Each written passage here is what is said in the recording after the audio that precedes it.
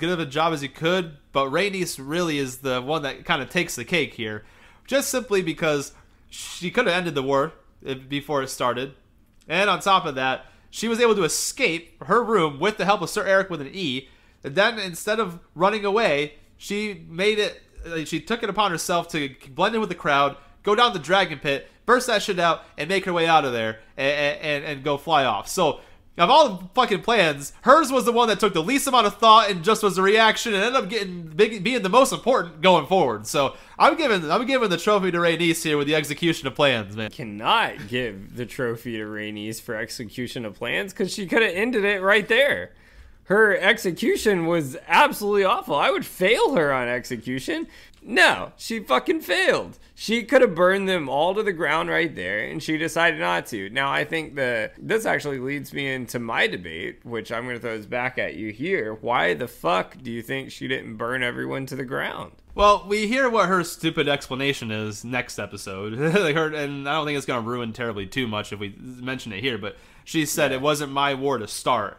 First off, bitch, it wouldn't have been a fucking start to the war, but the fucking end of the war. Because there ain't nobody left. You kill the Hand, the second brother, the sister, the king, and the queen, and the Lord Commander. They were all standing at the same exact area. Obviously, the show couldn't do that.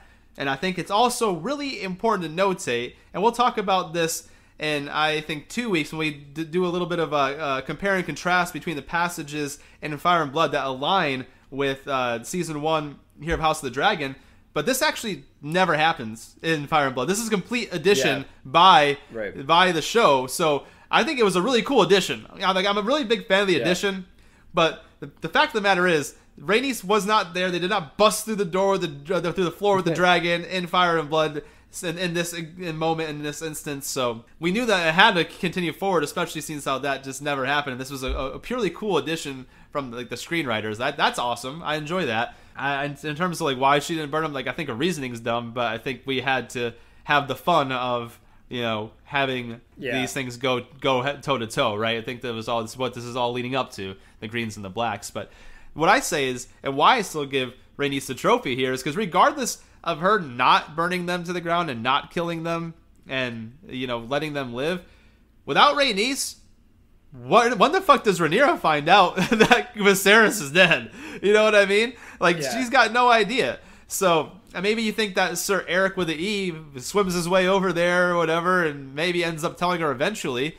But you know how long that's going to take on boat or on foot to go from King's Landing to Dragonstone? It took, I don't know, Rhaenys 3 hours on Dragonback, quick 12,000 quick little flappy flaps of the wing, and she's on Dragonstone already. So that would have gave him so much more time to plan, so much more time to solidify, and so much more time to reach out to the other kingdoms. The North, they could have got Storm's End, they could have got the Valley.